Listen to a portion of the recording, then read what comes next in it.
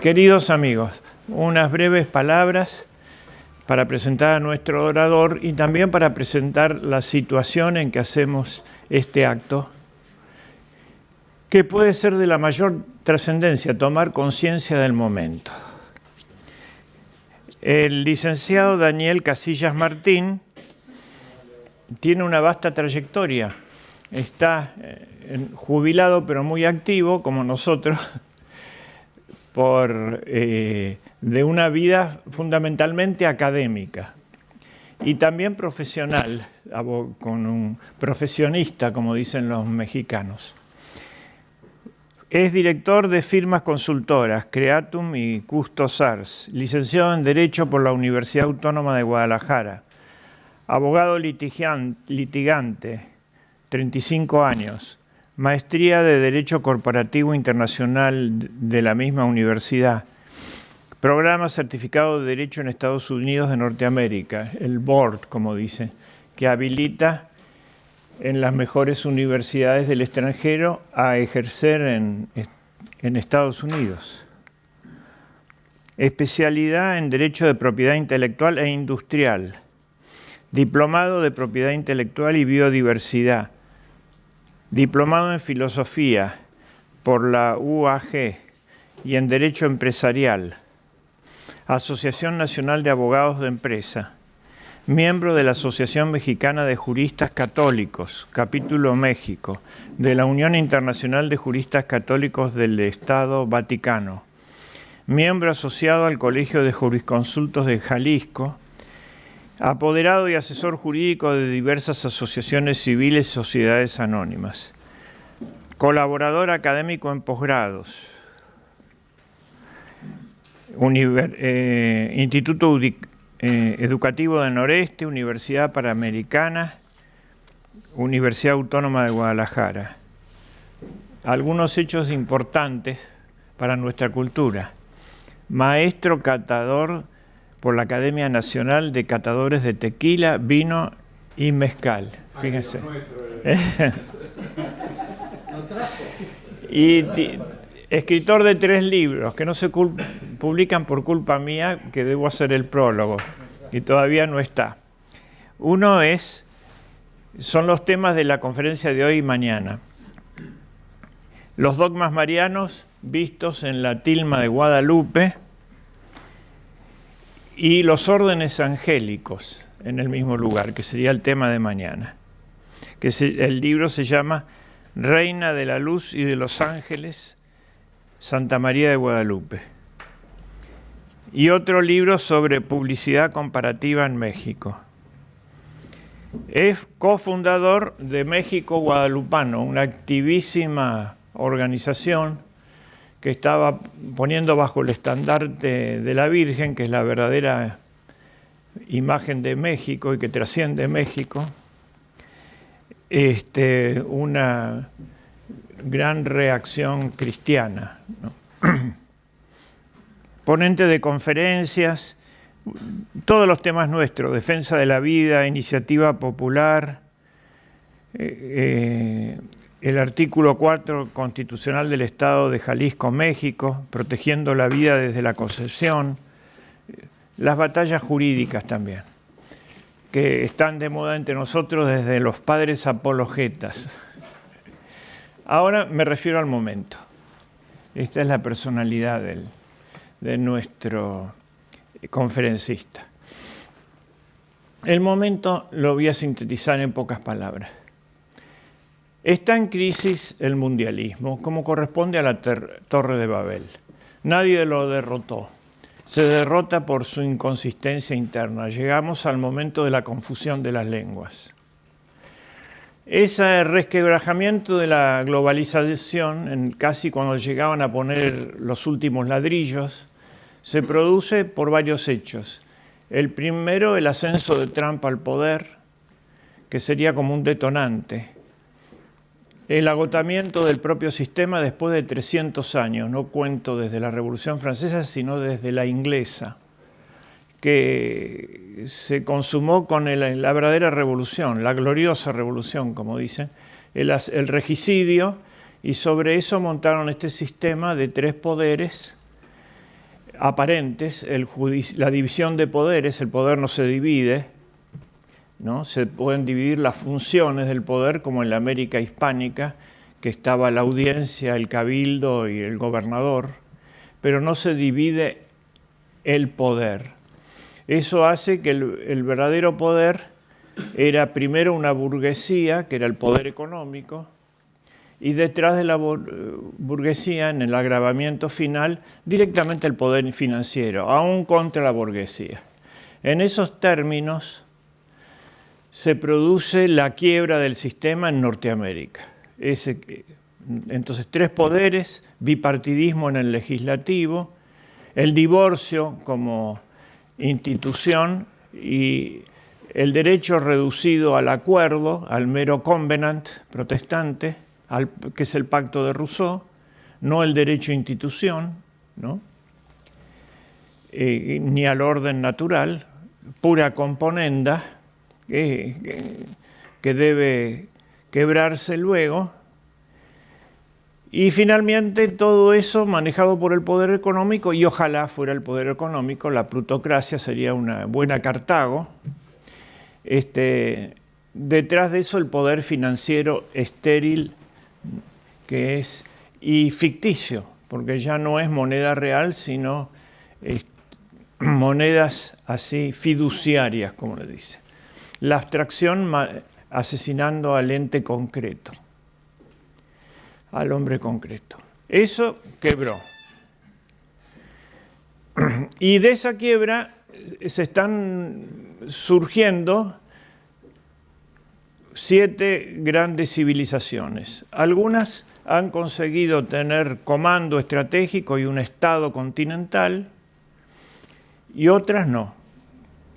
Pero están en ebullición. La civilización se defiende de ese estado hecho abstracto, hecho contra los valores concretos de las civilizaciones.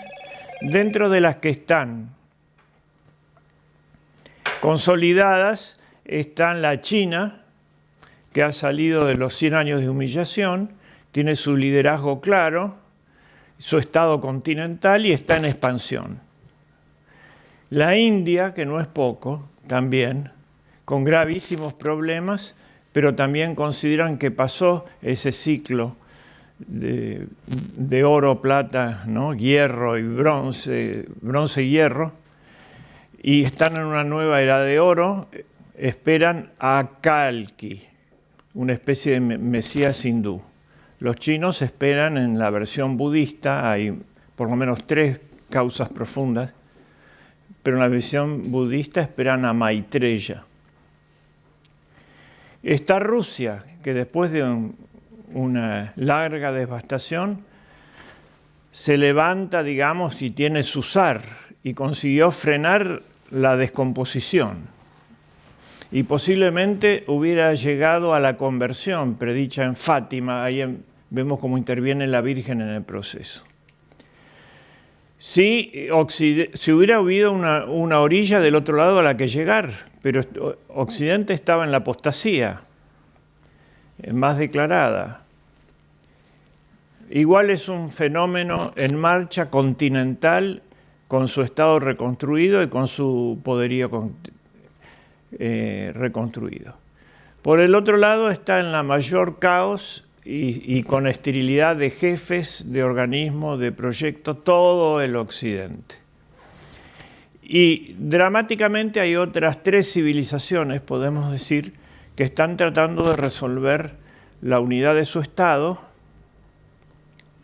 y tratando de resolver su vocación y su identificación. Una de ellas ni más ni menos que el Islam, que armado sería superior a las otras, a la China y a la India en cantidad de gente nomás. Eso está en convulsión.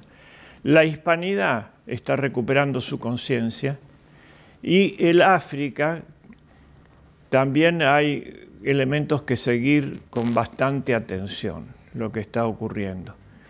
Por ejemplo, sobre todo en materias de fe, en propuestas que se dan en las iglesias cristianas, los coptos, los católicos africanos, que eran 1 millón hace 100 años y ahora son 300 millones, ¿no? Están con grandes padecimientos, pero con gran fecundidad y con gran reserva moral para enfrentar los peligros que venían de las 7 colinas,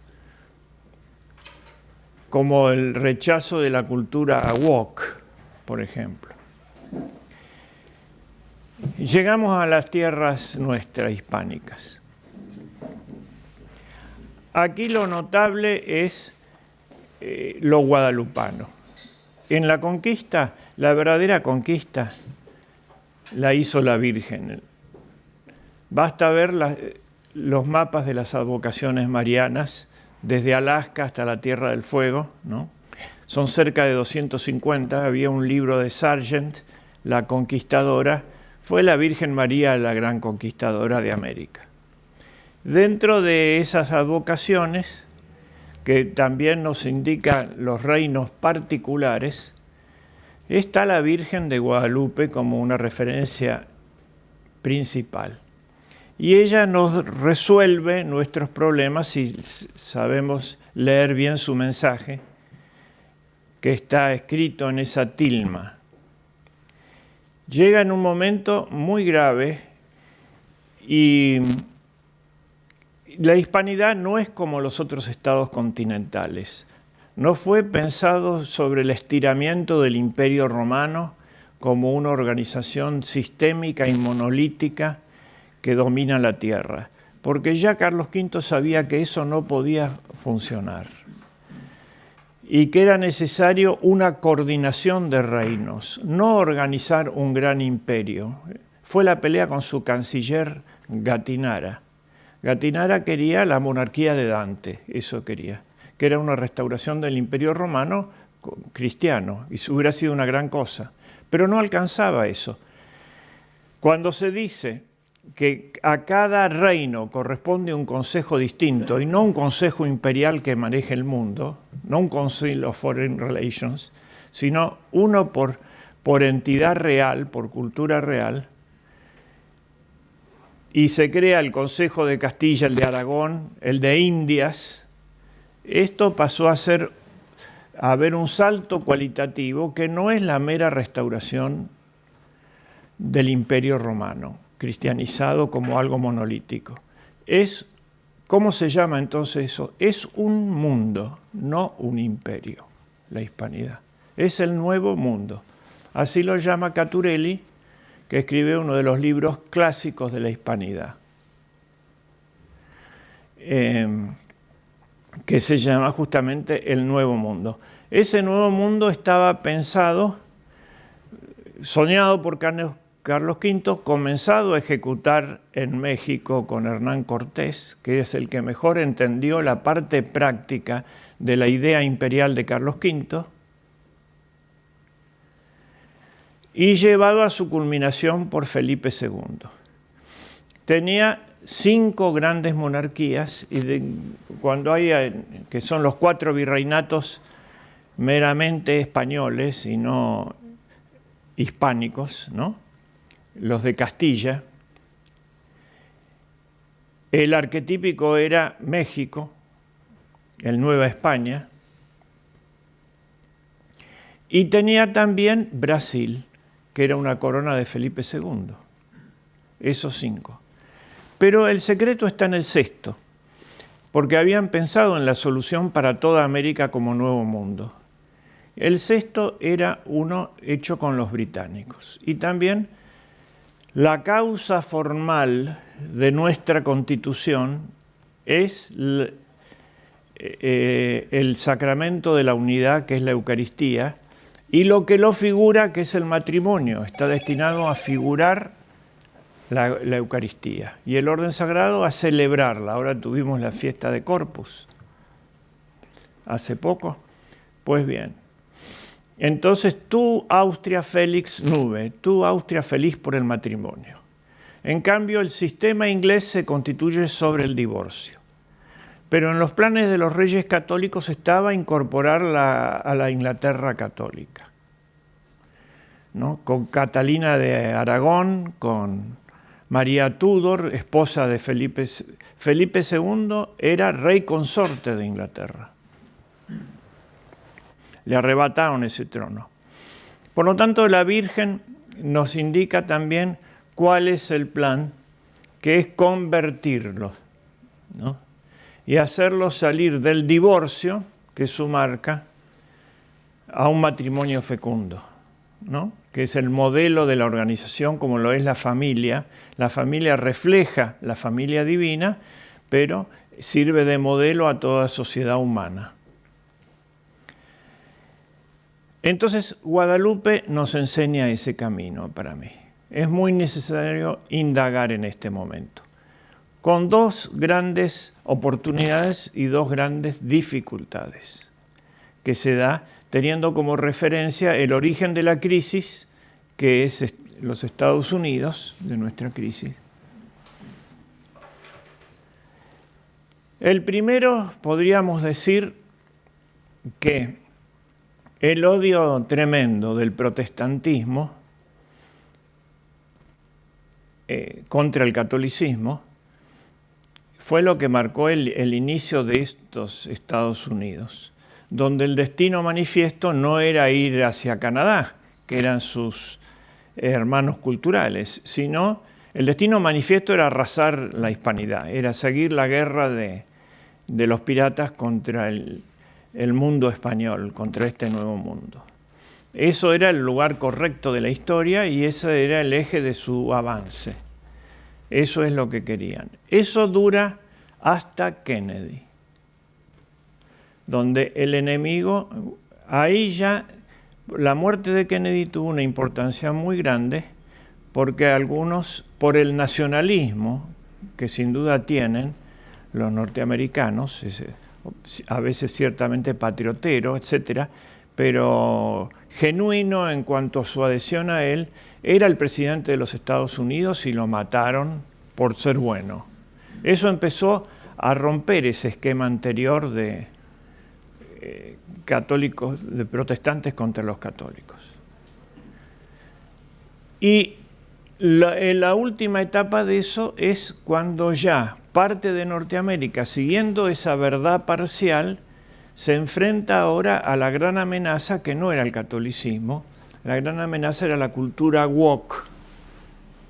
Entonces, con un nuevo enemigo de la nación norteamericana, que es la corrupción sodomita, ese era el verdadero problema de las naciones, y la babelización de su cultura y la degeneración directamente, empiezan a haber una reacción a favor del catolicismo, de buscarlo como aliado, ¿no? Y en ese contexto se siente poderosísimamente la fuerza de la Virgen de Guadalupe, por cuanto ella es una referencia para esa reacción norteamericana también en este momento. El movimiento guadalupano es muy superior al nacionalismo mexicano, digamos. Es una cosa que trasciende, ¿eh? Por lo tanto, veamos ahora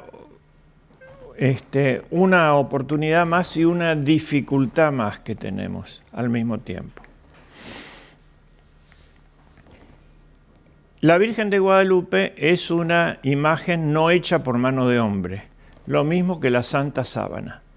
Desde que existen, una de hace 500 años y la otra de hace 2000 años, tienen un mensaje para todos los tiempos de Dios, pero tienen un mensaje especial para el hombre del siglo XX, especialmente escéptico, que necesita esas pruebas científicas para creer, pues los demás 400 años no necesitaron todos estos hallazgos científicos de ahora. Ahí mismo la ciencia ha venido a corroborar el milagro de Guadalupe, con grandes aciertos, como por ejemplo los ojos de la Virgen, el sistema de estrellas que nos explicará enseguida, la música de la tilma, que tiene encerrada la tilma. Todo eso viene a corroborar la ciencia, pero también el enemigo está siendo un símbolo de indigenismo, de cultura woke y de cosas no ciertas para desprestigiar, por ejemplo, la temperatura de la tilma comparada con un cuerpo y unas grandes cuestiones. Por lo tanto, nos conviene estar actualizados, y eso es el aporte que nos hace acá nuestro querido amigo, el doctor Casillas, con respecto a los verdaderos hallazgos científicos y al mensaje que trae la tilma. Hay una respuesta científica que requiere la mayor atención de los astrónomos, de la NASA, de los musicólogos, de todo. Y hay un mensaje para el hombre de nuestro tiempo. Está la solución de nuestro tema. Ese es nuestro programa. El programa que nos está faltando para aprovechar esta oportunidad de la civilización, pero por un desconcierto interno no lo podemos aprovechar como la India, la China, etc. Habiendo tenido en nuestra tradición las verdaderas soluciones a los problemas políticos, ¿no?, de la soberanía nacional y de la unidad internacional que está siempre en el modelo del catolicismo, como virtudes complementarias y no antagónicas, no de divorcio, de concordia humana, ¿no? Bueno, con esta breve introducción los dejo con el doctor Casillas. Ave María Purísima. Dios te salve María, llena eres de gracia, el Señor es contigo, bendita eres entre todas las mujeres, bendito sea el fruto de tu vientre Jesús. Santa María, Madre de Dios, ruega por nosotros pecadores, ahora y en la hora de nuestra muerte. Amén. Gloria al Padre, al Hijo y al Espíritu Santo. Amén. Les agradezco mucho. Es para mí un placer estar aquí ante esta audiencia de intelectuales. Y bueno, lo que quiero decir no es por mí, sino porque de alguna forma la Virgen que impera en este mundo nuevo, la Virgen de Guadalupe, que siendo Aparecida o que siendo de Luján, el rostro cambia, nuestras banderas son según los colores de su vestimenta, en el caso nuestro, de las alas del ángel, verde, blanco y rojo, pero en fin, me da un gusto. El día de ayer se entronizó esta imagen tocada al original, es una reliquia de tercer grado, que quiere decir que esta fue pasada por la tilma original y tocada por ella. Es para mí un agrado estar aquí y poderles mostrar un poquito esas cuestiones por las cuales es tan importante la Santísima Virgen de Guadalupe. Represento Servidora México Guadalupano, esta organización que está muy activa en pro y defensa de la Virgen, en la apología de ella, y nacimos en virtud de una blasfemia en la ciudad de Guadalajara, en Jalisco, donde hicieron un sincretismo con una diosa llamada Coatlicue, y bueno, y nacimos un 7 de octubre de 2017. Ese 7 de octubre pues es tan significativo porque Nuestra Señora del Rosario, la batalla de Lepanto, que también tuvo intervención. Vamos a hablar. El milagro guadalupano fue de tal forma que Benedicto XIV, salmodiando el 147, dice: non fecit taliter omni nationi, no hizo caso igual con nación alguna, por la imagen que vio. Le mandaron una imagen, una copia que hicieron los tlacuilos, así se le llaman a los copistas, y vio la imagen tan portentosa y le narraron la historia que hoy sucintamente se voy a comentar. Y él en el año 1754 da esta expresión. No fue el primero, hubo anteriores papas sobre el particular, pero fue el que la hizo más famosa porque vio y bueno, a él se le atribuye. Bien, Este es cómo estaba el llamado Imperio Azteca, ¿verdad? Estaba dominado, y cómo estaban las diferentes etnias del momento, ¿no? Huacotzingas, tlaxcaltecas, etcétera, etcétera. No, esta es toda la parte que de alguna forma tenían los aztecas dominadas por las guerras floridas y pedían tributo no solamente de plumería, animales, sino también, lo más importante para ellos era el hombre al sacrificio, la mujer al sacrificio, el niño al sacrificio, porque el sol tenía que salir diario y había que ofrecerle un sacrificio sobre ese particular, ¿no? Ahora en temporal de lluvias allá en nuestra tierra, que es el verano, en virtud del solsticio, en virtud de los equinoccios y los 23.5 grados, resulta ser que por ahí es invierno acá y allá está el verano, ¿no? En este caso, es importante que era la mayor dominación. Así que de tal forma estaban sometidos por las guerras floridas y demás. Bien, esta imagen representa justamente todos esos tributos, entre ellos a hombres, niños, mujeres, para ser sacrificados justamente y entregados a sus dioses, ¿no? La mayor parte de ellos eran politeístas, con dioses que pedían sacrificios humanos, y una se exceptúa, los toltecas, de donde venía el origen Juan Diego. Ya tenían la idea de un solo Dios. Sin embargo, aquí está pues lo que es la antropofagia. Tenemos un alimento muy, muy común en México, llaman pozole. Bueno, viene del náhuatl pozot, pero era carne humana. Gracias a los franciscanos, gracias a los españoles, esto se pudo ponerle carne de cerdo, ¿no? Trompa, cachete y oreja, ¿no? Como dicen. Y bueno, en el caso de los niños, el sacrificio era tal, por ejemplo, al dios Tlaloc, que su sacrificio era lento, tortuoso, con espinas, tal forma que el niño llorara más, para que hubiese más lluvia. Esto se está repitiendo ahora con el crimen del aborto en México. Bien, al llegar Hernán Cortés con unos 5 centenas de soldados, en 1519, en 2 años, hace la conquista de México con el genio del tercio español. 1492, la conquista de Granada, para 1521, estamos hablando apenas 21 más 8, 29 años. Todavía estaba justamente esa genialidad de los tercios españoles. Y en ellos Hernán Cortés, que muy bien supo ver que había conflictos entre las diferentes etnias contra los aztecas y los unió. De tal forma que los primeros fueron los tlaxcaltecas, que dicho de paso,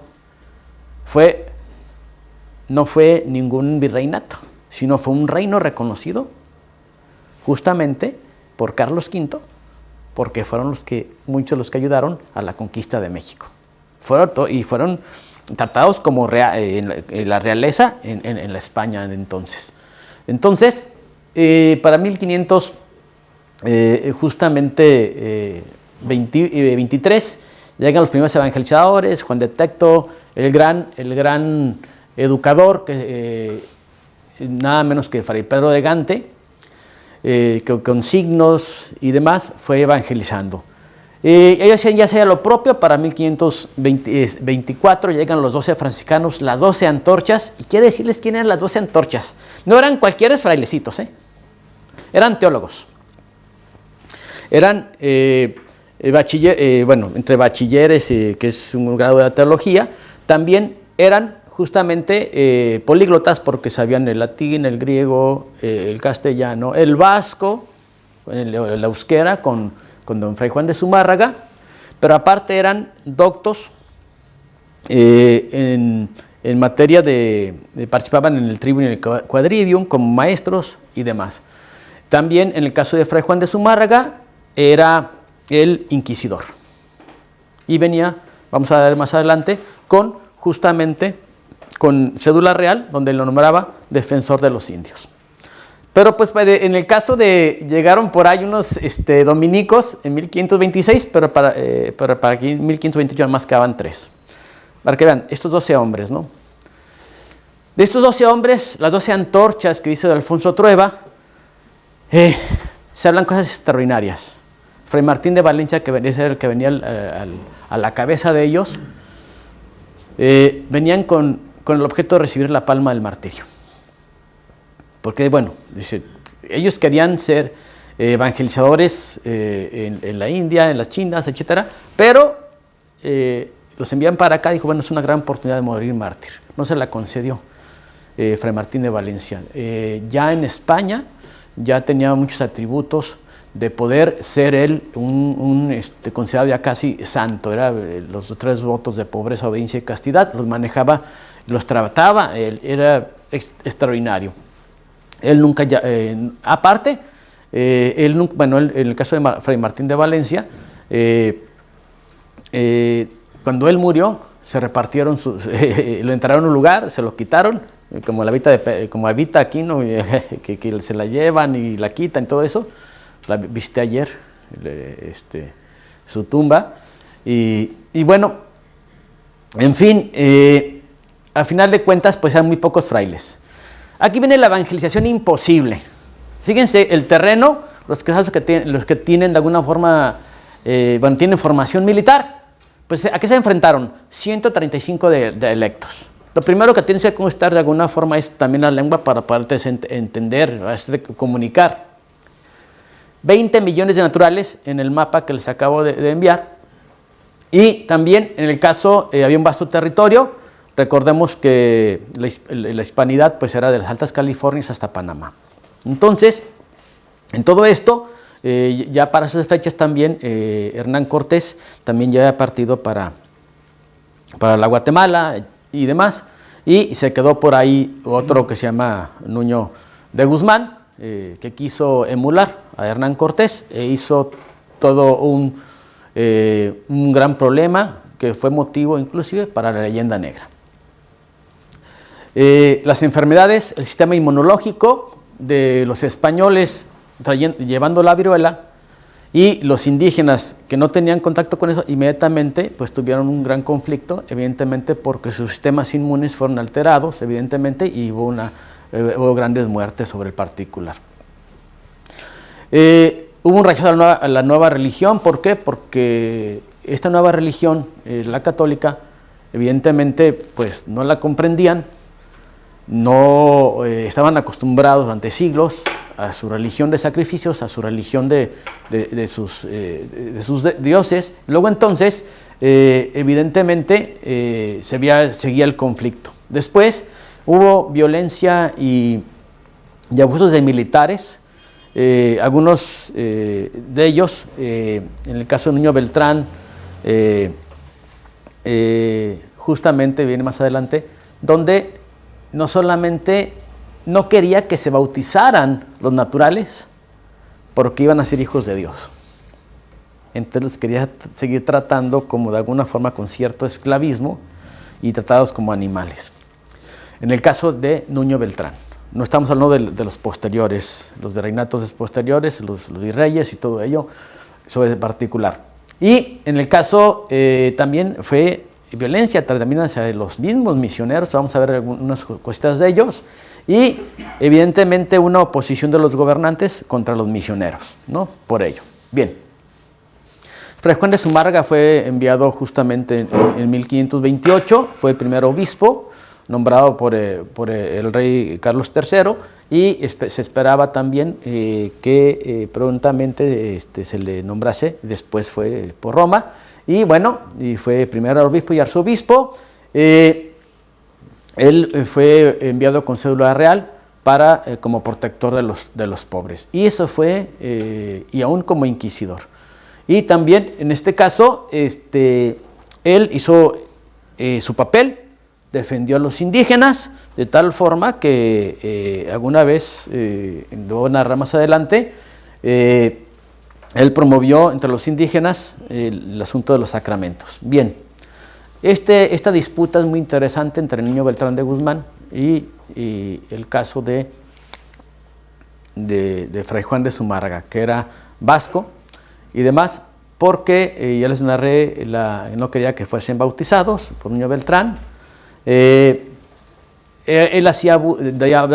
tenía abusos contra los propios indígenas, los vencidos y los aliados.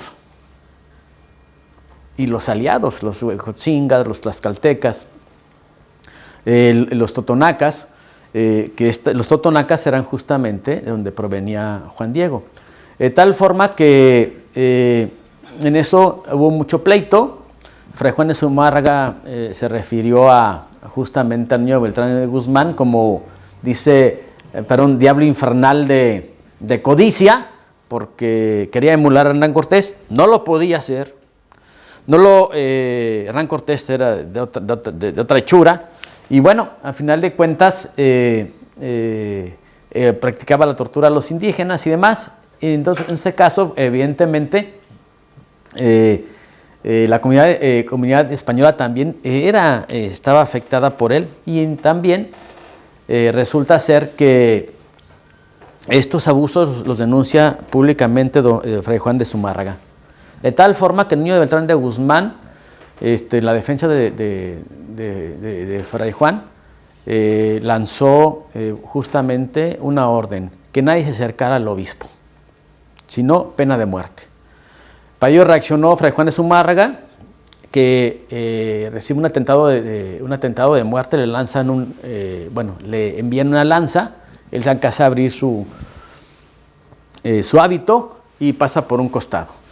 Y en eso lanza Fray Juan de Zumárraga una excomunión a la primera audiencia.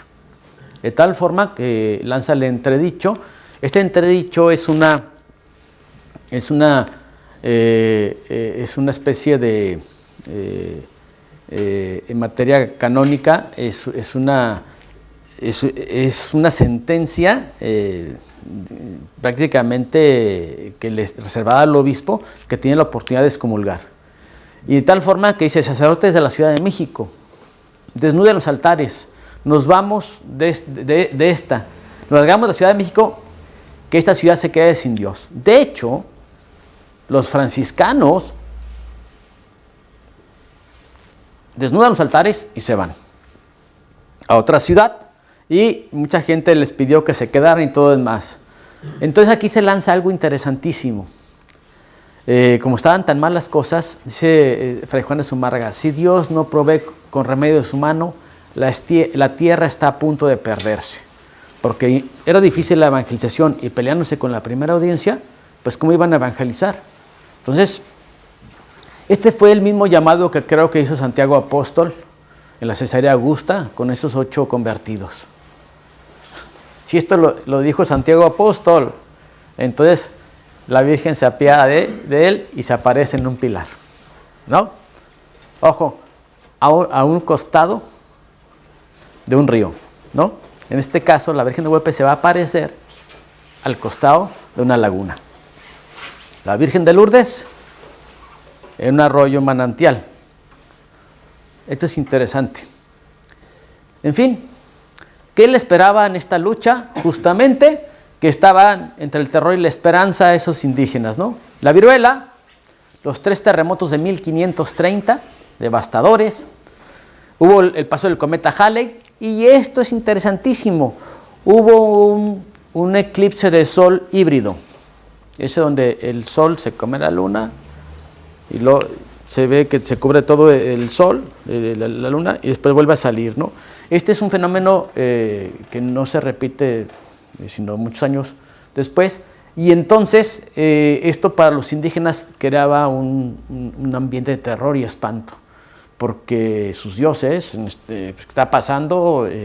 Y aparte que en el calendario solar azteca ya se venía el famoso 13 caña, en un periodo, hay 4 espacios, dice, hemos pasado por 4 periodos, de hecho todas nuestras pirámides y demás tienen 4 periodos. Los mismos indígenas se encargaban de acabar con su periodo anterior y sobre eso construir bases arriba, otra base.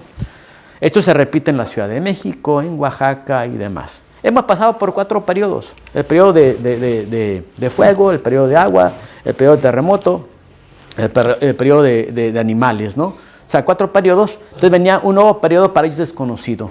Ellos tienen en esa tabla, en el calendario solar, que venía en el 13 caña se iba a cumplir. Ese 13 caña se cumpliría justamente en el año 1531 del calendario cristiano. De tal forma que hubo 10 años sin sacrificios, pero ellos estaban, ¿qué está pasando? Había mucha incertidumbre, pero sin embargo sabían y ellos veían que sin sacrificios humanos, porque fueron desterrados justamente a partir de que la hispanidad pone sus reales y ya empiezan a aplicar las leyes de Indias. Esto es importantísimo porque las leyes de Indias, lo más importante de esto es que dejaban a los indígenas seguir con usos y costumbres respecto de la forma de organización social y demás, pero también es importante esto, que no tenían ellos por qué seguir las nuevas reglas del conquistador. Me refiero, hay una conquista material y viene una conquista espiritual. En el caso de la conquista material, pues sí, se imponen nuevas reglas que la hispanidad impone y todo ello, pero usos y costumbres se siguen por las leyes de Indias, porque así venía desde España que respetasen sus usos y costumbres. Pero ellos veían que las semillas seguían germinando. ¿Qué pasa? ¿Qué sucede? Y bueno, ante esta incertidumbre, evidentemente sucede el milagro guadalupano del 9 al 12 de diciembre, en la cual en 4 días, sábado o domingo, el lunes no aparece sino hasta el martes, sabemos por la enfermedad del tío Juan Bernardino, y esto se pone en una obrita que hace un indígena, Antonio Valeriano. Él es un experto en lenguas, latín, griego, nahuatlato y el castellano.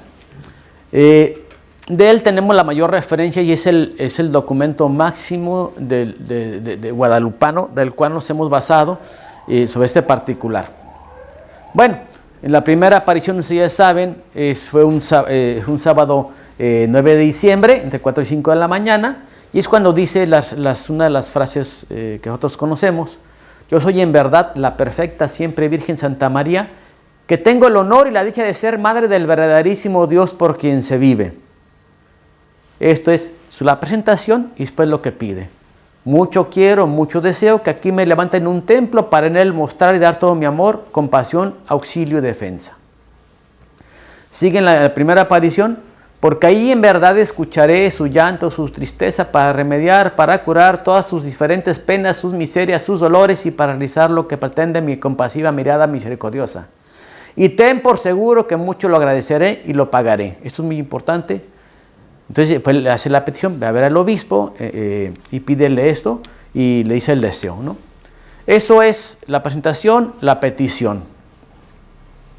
En la segunda aparición resulta ser que regresa,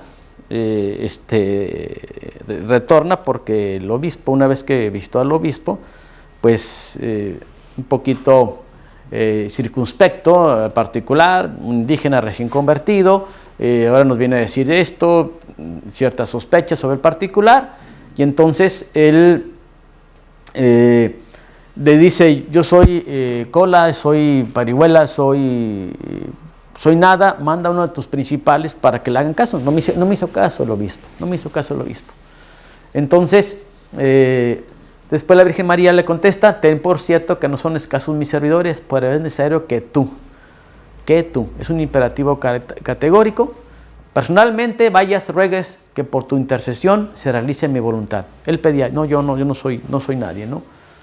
Después dice: y mucho te ruego, hijo mío, el menor, y con rigor te mando que otra vez vais a ver el obispo. Ya soy yo mi mandato, hijo mío, el más pequeño, anda y haz lo que esté de tu parte. Esto es lo que basamos México guadalupano. Ve y haz lo que esté de tu parte en el asunto de hacer conocer a la Santísima Virgen, hacer la apología de ella y de llevarlos a una acción inmediata de cuestiones devocionales y acciones. Entonces, en la tercera aparición, ya después le dice, vuelve Juan Diego y dice, oye, Santísima Virgen, mi reina, mi señora mía, fíjate que pues está pidiendo la prueba sobre este particular y necesitamos una señal, ¿no?, sobre el particular. Volverás aquí mañana para que lleves al obispo la señal que te ha pedido, con eso te creerá y acerca de esto ya no dudará ni de ti sospechará. Recordemos que le envió, después de que salió en la segunda entrevista con el obispo, le envió a una serie de mancebos para que lo siguieran y se les perdió, y lo tacharon por mentiroso y brujo, etcétera, y demás. Por lo tanto, pues ya evidentemente resulta ser que eso ya era para el domingo se encuentra enfermo, su tío Juan Bernardino con la enfermedad del cocolistli, la viruela, ya mortal, de tal forma que manda a su sobrino que vaya por los padres para que le den la extrema unción.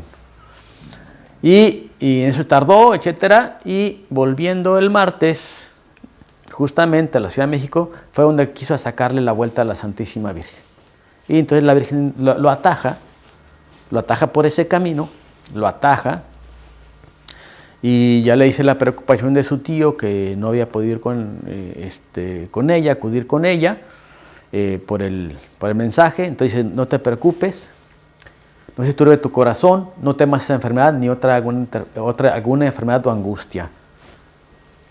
No te apene ni te quite otra cosa. Ahí le dice que su tío va a ser curado y que vaya por las flores que le envía en un cerrillo, con un invierno donde no se daban las flores, un cerrillo, justamente que pues difícilmente con escarcha pues se dan las flores, ¿no? Entonces, aquí vienen las palabras prácticamente que todos tenemos como abrigo y esperanza de la Santísima Virgen. No estoy yo aquí que soy tu madre. Me tocó ir a la Ciudad de México varias veces para ver a la Santísima Virgen en su templo. Y uno llega y pues la Virgen de golpe, cada vez que la veo, pues a mí me lleva las rodillas al piso. Y me acerqué ahí a la parte lo más que te puede acercar, hay un comulgatorio, ahí estaba, pues me puse de rodillas, sí, pero a veces mis peticiones, mis agradecimientos fueron muy cortos. Puedo hablar en muchas cosas de otras cosas, pero pedirle a la Virgen no soy muy, o sea, me refiero, ¿qué te pido? No sé, ya te agradezco, 3 palabras te agradezco, etcétera, ¿no? Al lado mío estaba una señora indígena y le hablaba con lágrimas, emocionada y como si estuviera charlando con ella. Es por ahí que se dice que la Virgen de golpe está como viva, ¿no? Porque estamos ante una madre con la cual está charlando. Entonces le dije, bueno, pues yo ya te pedí, pero no sé, ya te agradecí todo esto, pero no sé qué más, pero te pido lo que te pide esa señora. Te pido lo que te pide esa señora, porque ella sí lo pide con fe, y ella la verdad es que... Y bueno, nos lleva de lágrimas todo esto, y en fin. Dice, no estás bajo mi sombra, no soy yo tu salud, no estás por ventura en mi regazo. Estas palabras, téngalas muy cerca de su corazón, porque justamente en este nuevo mundo, bajo la Virgen de Guadalupe, pueden suceder muchas cosas. En ese momento, cuando baja con las flores, se entiende que en la quinta aparición, le entrega las flores, las toma la Virgen, se las va a colocar en su tilma a Juan Diego, y en ese momento también viene la cura de su tío Juan Bernardino. Ahí es cuando le revela a la Santísima Virgen el nombre, a el tío Juan Bernardino. Es por eso que la conocemos como la Siempre Virgen Santa María de Guadalupe. Ese es su nombre. De hecho, en algunas traducciones que hemos tenido, se lo dice en perfecto castellano. Es la única parte del Nicán Mopogua donde todo es en náhuatl, pero el nombre es Santa María, la siempre Virgen Santa María de Guadalupe. Bien. Le hice la quinta aparición porque son 4 apariciones a Juan Diego, una al tío Juan Bernardino, que después, momentos después, fue interrogado sobre ese particular. Dice que es la misma imagen de la que vio Juan Diego, la misma que vio en la estampada, que posteriormente, y confirma que su salud fue recuperada una vez que se le apareció la Virgen de Guadalupe. Bien, el martes 12 de diciembre sucede algo insólito.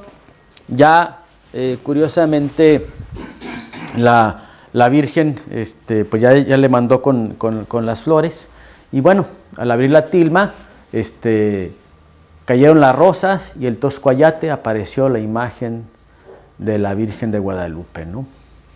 Algo así tendría que ser, ¿no? Dicen que la puso sobre una mesa para que la pudieran ver, y pues ante esta imagen pues se postraron y llenaron de enojo sobre el particular. Esta imagen va a ser de alguien de ustedes hoy. Del mismo modo en que me le refirió Juan Bernardino, le refirió Juan Diego, se apareció la Santísima Virgen. Bueno, hasta ahí un poquito narrativa de la narrativa de las apariciones. Cómo se dieron en un ambiente convulso, difícil, donde la conquista material en 2 años, de 1519 a 1521, en términos militares, 500 soldados, etcétera, es increíble. De 1521 a 1531, 10 años del primer virreinato, del primer donde estaban dando las órdenes ya la primera audiencia, Nuño Beltrán, y evidentemente lo que sigue es la conquista espiritual. Ya se estaba dando poco a poco con los frailes, pero lo más importante son las grandes conversiones que vinieron. Déjenles explico. El primer milagro privado fue la cura del cocolistli o viruela del tío Juan Bernardino. Fue un milagro privado, ¿ok? Pero lo que acontece como en Fátima con el baile del sol, lo que sucede en Lourdes, en que aparece un manantial, y acá, el 26 de diciembre, 15 días posteriores a su aparición, es trasladada del despacho del obispo Fray Juan de Zumárraga a su primera ermita, donde se apareció. En esa ocasión estaban los indígenas con chirimías, es un sonido con flechas, y por ahí en la algarabía a un indio se soltó una flecha, le atraviesa el cuello a otro, lo mata. En esa procesión, porque estábamos en el lago Texcoco, había lanchas y demás, lo matan y presentan al difunto frente a la Santísima Virgen. Oran por él, le quitan la flecha, revive y no queda ninguna marca. Aquí lo más importante de esto es que siglos y siglos de dar hijos para morir en sacrificio, ahora ven a alguien que revive.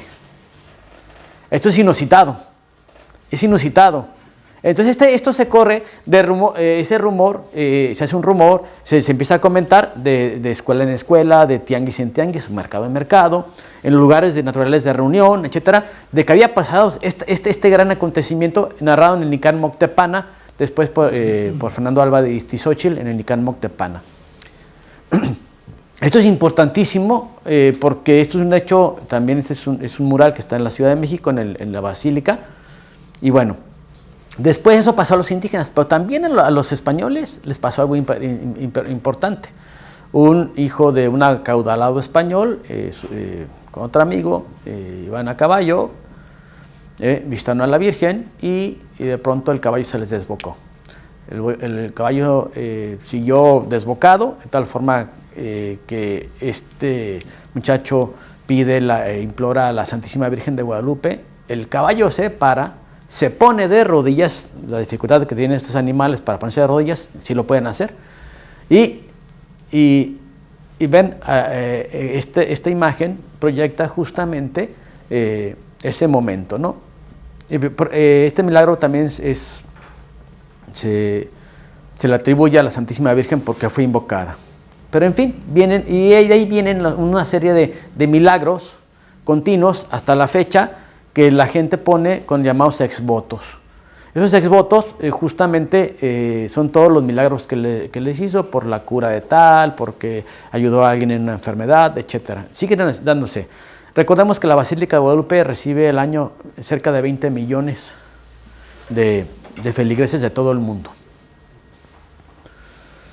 Entonces, desde las apariciones hubo justamente una gran devoción hacia la Virgen, fue creciendo de número incalculable, se iba dando a conocer el milagro guadalupano, hubo asombrosas conversiones. Nos fuimos a las fuentes primigenias de Jerónimo de Mendieta, Motolinía y otros autores franciscanos de esos años, de 1531 en adelante, donde justamente dice que se reportaban cifras históricas por parte de los franciscanos, cifras bíblicas, perdón, y que había conversiones en masa. Claro que el primero fue el cacique gordo de Tlaxcala, y entonces el cacique, el Tlatoani, el principal, evidentemente con ellos también se venían convirtiendo todos sus súbditos, ¿no? Y después vino otras conversiones de otros que fueron ejemplares y demás.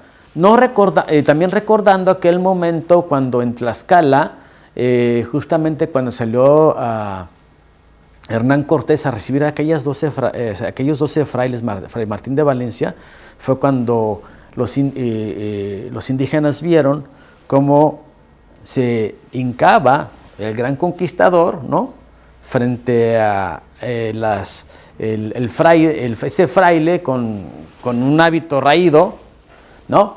Se le hincaba y le besaba el hábito.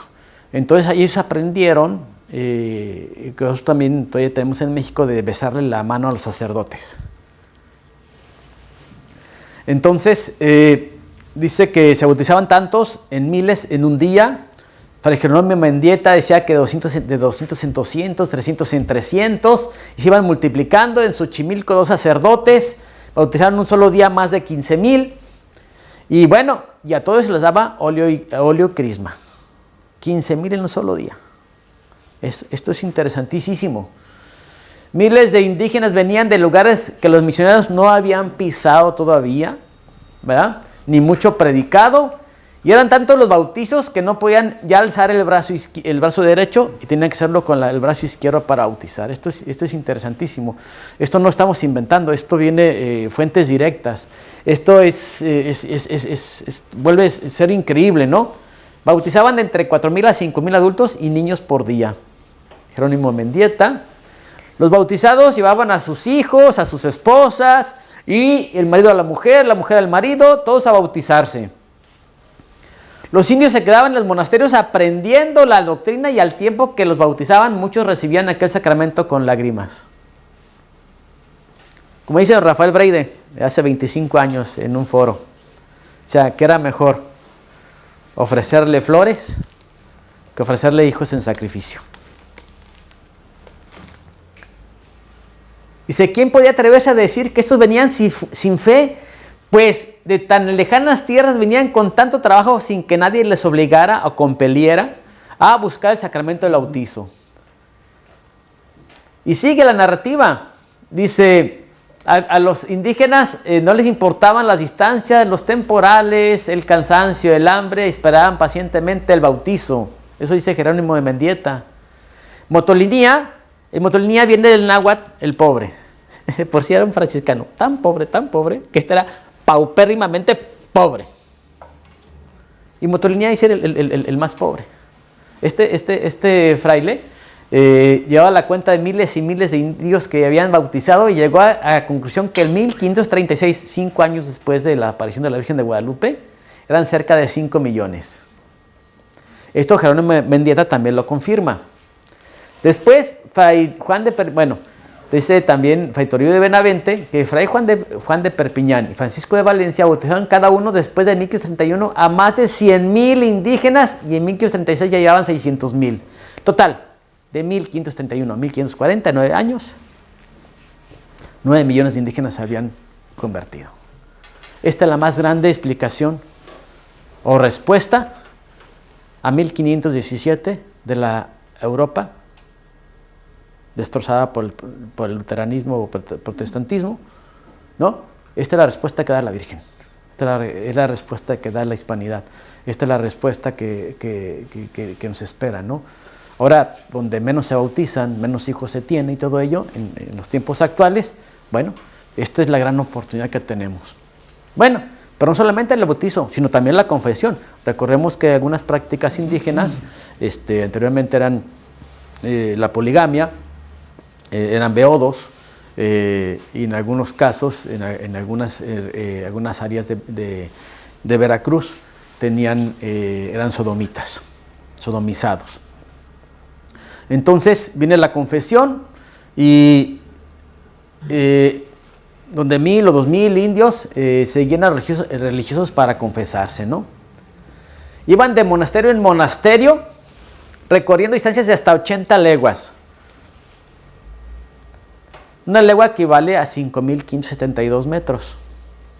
Estamos hablando de por 80 leguas, 445 kilómetros. De aquí, de Buenos Aires, a Treclauquen y a Tres Lomas.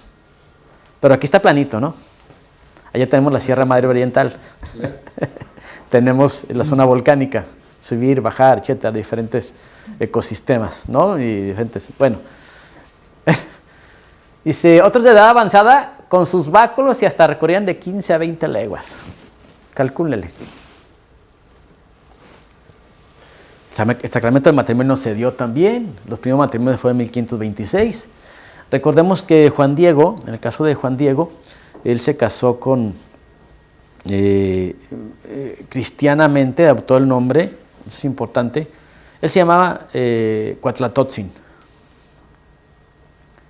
Y se impuso el nombre cristiano Juan Diego. Juan Diego Cuatlatotzin. Cuatlatotzin, el águila que habla. Vamos a hablar mañana sobre los 4 Juanes. ¿Va? San Juan, tetramorfo del águila, y los 4 Juanes a los cuales se le, primero 2 videntes y 2 que estaban en la estampación. Juan Diego, Juan Bernardino videntes, Fray Juan de Zumárraga, quien recibió la estampación, la vio, y Fray Juan González, el traductor de entre Fray Juan y Juan Diego. Vinieron y se casó con la Malintzin, también llamada así, pero y adoptó cristiano matrimonio y vivieron castamente. Oyeron un sermón sobre la virtud de la castidad en el matrimonio y fue casto. A partir de 2 años después, en 1529, muere su esposa, Marina, y bueno, aquí está. Después del milagro, también aceptaron ya de la poligamia a la monogamia, y se desposan entre 100 pares y días de 200 y 300, hasta días de 500 en que había matrimonios múltiples. Las confirmaciones también se dieron. De hecho, 5 días antes de su muerte, Fray Juan de Zumárraga decía que se atribuía su muerte por haber participado dando la confirmación a los indígenas, ¿no? Ya esto atribuyo mi muerte, que yo la tengo por vida y estoy contento, salgo de ella.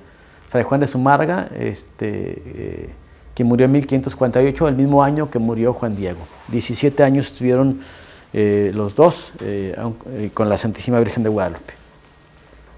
En el caso de Fray Juan de Zumárraga, como era muy querido por los indígenas y todo ello, cuando su muerte sucedió, resulta ser que se apiñonaban para las exequias y todo ello, y bueno, tuvieron dificultades sobre ese particular, ¿no? Dice, el llanto y alarido del pueblo era tan grande y espantoso que parecía ser llegado el día del juicio por la muerte de Fray Juan de Zumárraga. Bueno, ¿pero qué creen?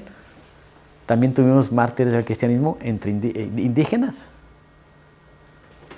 que murieron mártires del cristianismo. O sea, una vez adoptada, hay dos mártires en Puebla de Los Ángeles, que justamente me llama de Los Ángeles.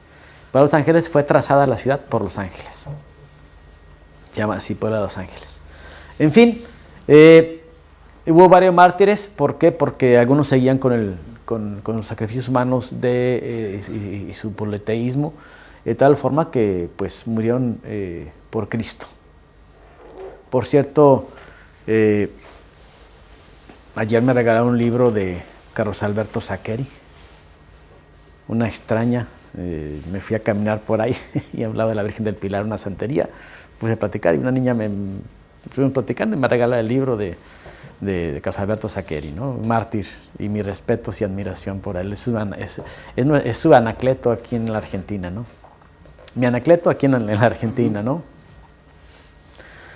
Y bueno, ya Benedicto XIV dice, si yo estuviera en aquellos países iría a visitar este santuario no solo con los pies descalzos, sino andando del camino de rodillas.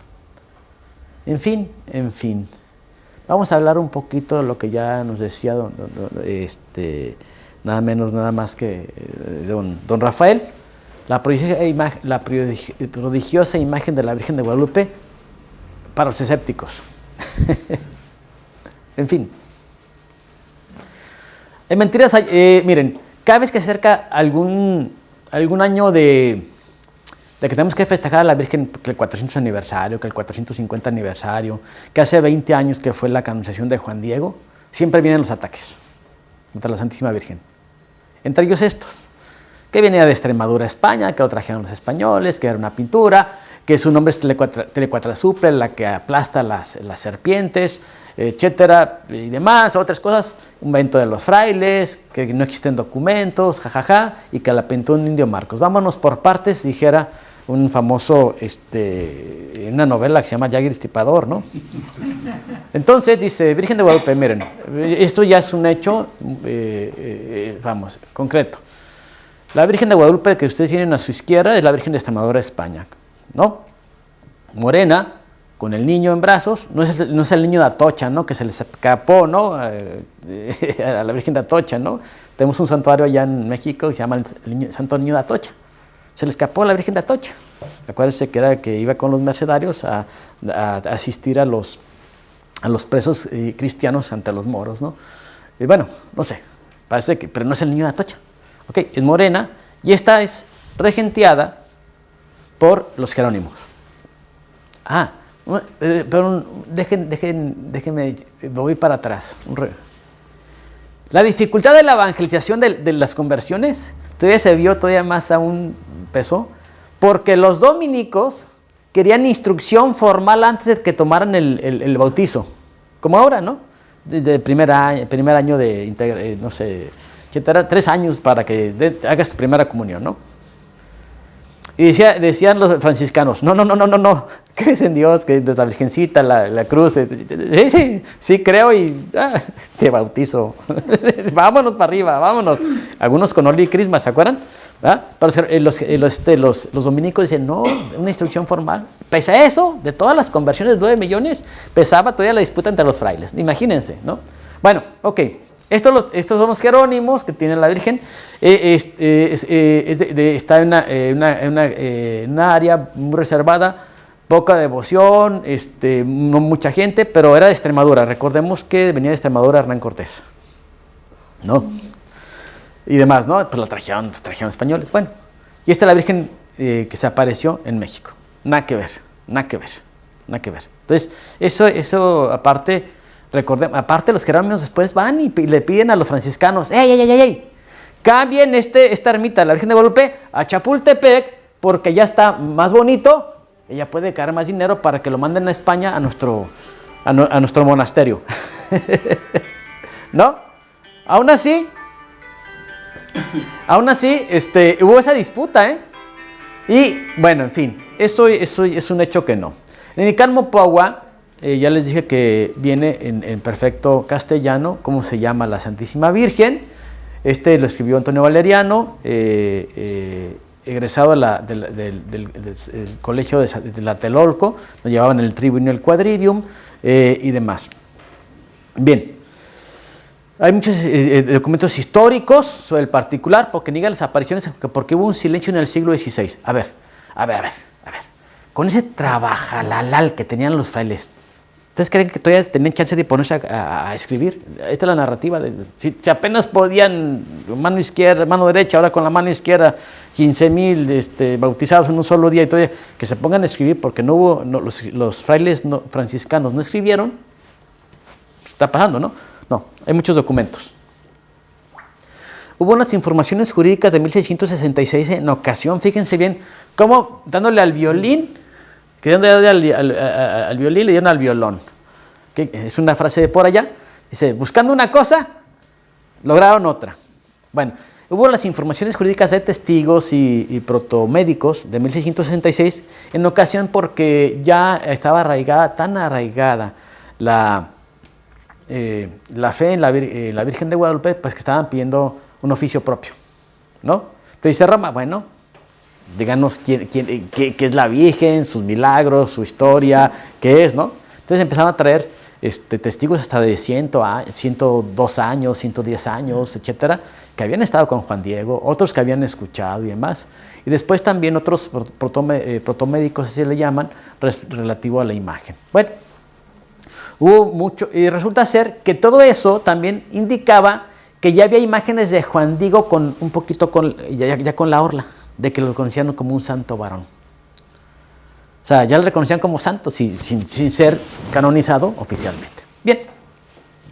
Hay un testamento de Cuautitlán del año 1559, donde dice, se verificó una prodigiosa,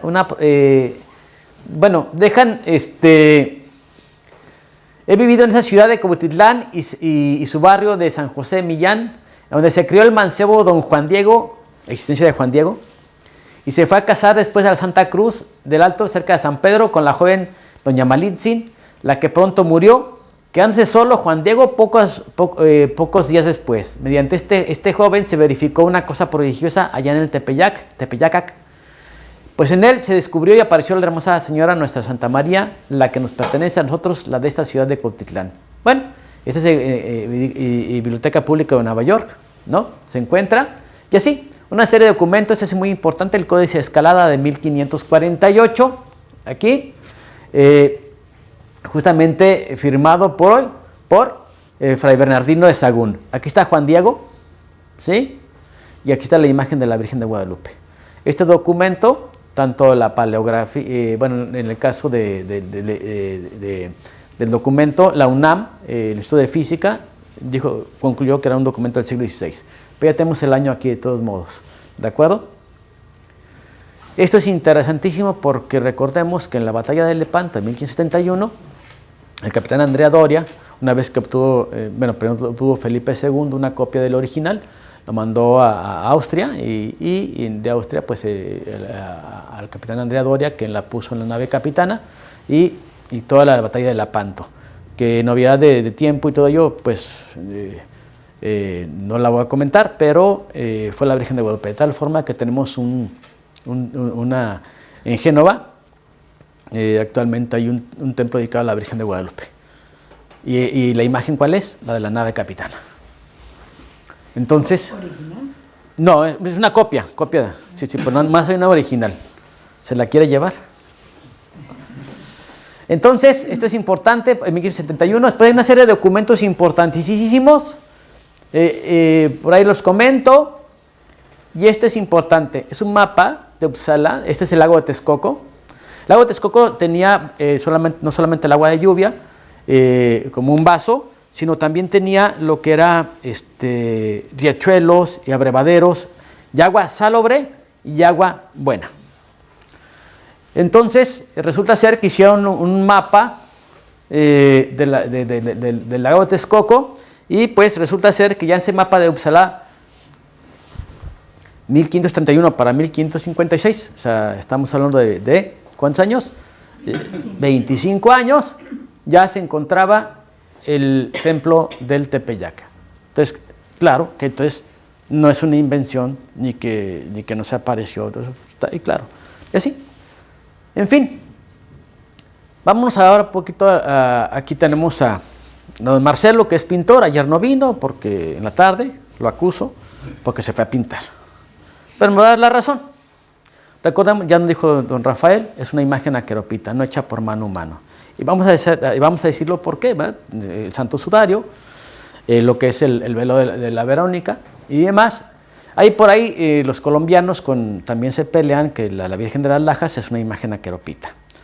Bueno, pero lo dejemos aquí, no vamos a pelearnos ahí, vamos a comentar sobre ese particular.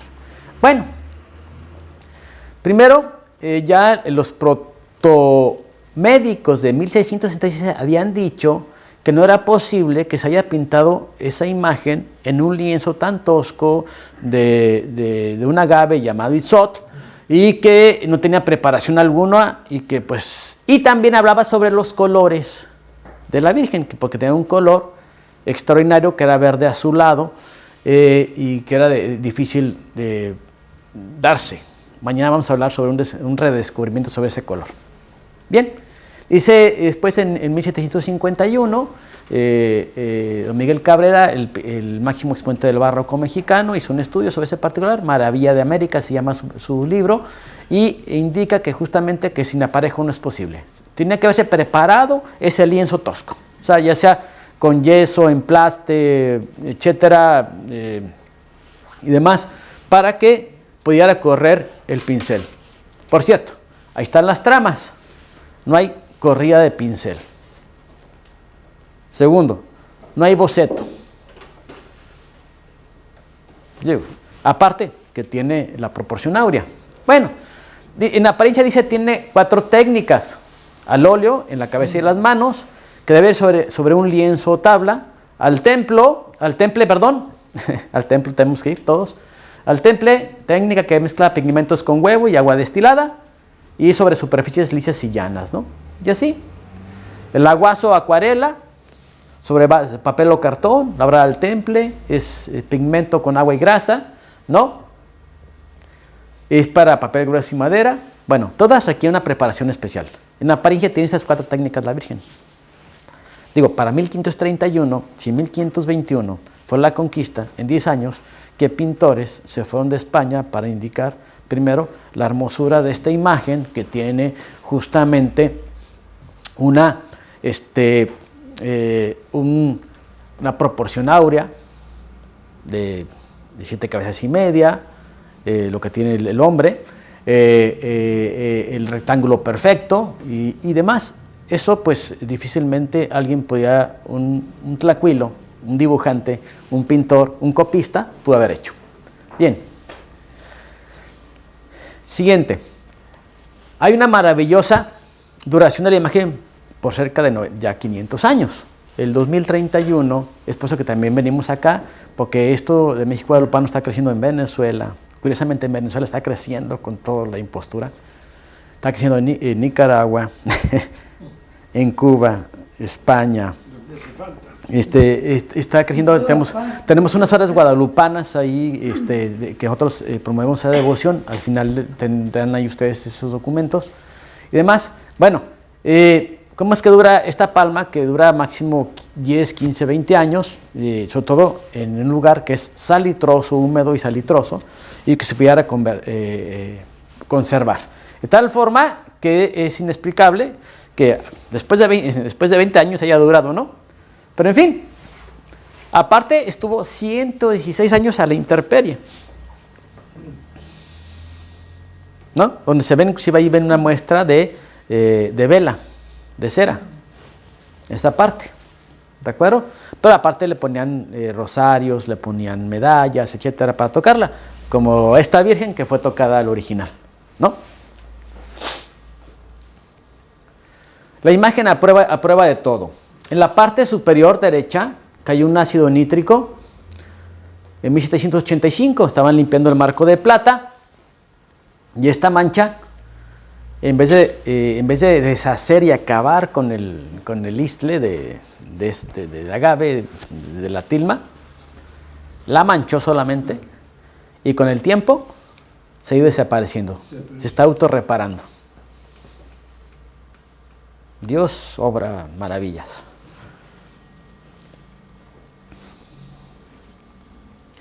En 1921, un 14 de noviembre, un protestante pone una bomba con ocasión de ponerle flores a la Virgen, ¿no? Cuatro tubos de dinamita, ¿verdad? Estaban las circunstantes, las señoras, y pues vieron que este tipo ni siquiera se persinó, ni siquiera hizo así, ni siquiera, ¿sabes? Y lo vieron muy extraño, ¿no? Lo siguieron y ¡pum! Estalla una bomba, los 4 cartuchos de dinamita. Milagrosamente la imagen no se hace nada. Ahí el altar de mármol se dañó algo. Y dicen que hasta 1 kilómetro se escuchó la onda sonora del mismo y tuvo impacto, ¿no? Dañó floreros, candelabros y un crucifijo. Aquí está el crucifijo, el hijo protegiendo a la madre. Luciano Pérez Carpio, protestante, pues ni siquiera se persinó, pues lo vieron extraño las señoras, ¿no? Empleado del gobierno de Álvaro Obregón, anticatólico y demás. Actualmente se conserva en la Ciudad de México, entrando a la iglesia, a mano derecha, viendo el centro, ahí está a mano derecha, ahí está como se conserva actualmente el Cristo del Atentado.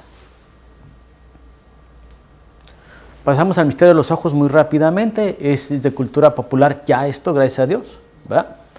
Al principio de 1929, un dibujante vio que había un hombre barbado, en 1900, después fue su marco de 29, después en el 51, un tal José Carlos Salinas también vio que no solamente en un ojo, ese mismo hombre barbado, sino también en el otro. Ah, caramba, vuelvo a decir, es donde dice, ay, se ve como que la Virgen está viva, ¿no? No está en movimiento corporal, ni mucho menos, pero, ok, bien. Después de esto, ya el peruano José Aste Tosman, que acaba de morir hace unos meses, trabajando para el IBM bajo sistemas computacionales, hizo un estudio sobre el particular y encontró 13 imágenes en sus ojos, ¿no? Sobre ese particular, y es bajo el sistema de digitalización, y viendo el efecto Purkinje-Sanson, que es el reflejo de los ojos. Ahora vamos a verlo.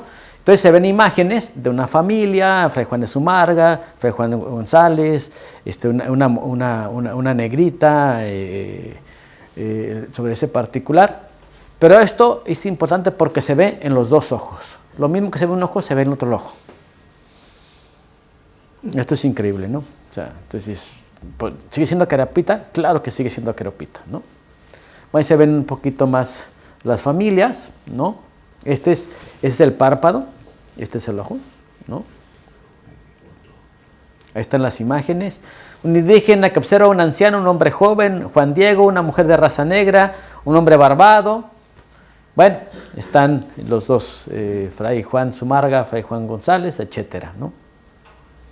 Este es el efecto de las leyes Purkinje-Sanson.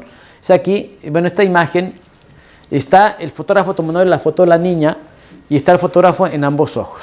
Es lo mismo que pasó en la Virgen de Guadalupe, ¿no? Fue la hija de un compañero de México guadalupano y bueno, es su hija. Ok, sobre este particular, las 46 estrellas en su manto. Es interesantísimo porque son 12 constelaciones reunidas y que bajo astronomía de posición, y eso mañana voy a dar más datos sobre el particular,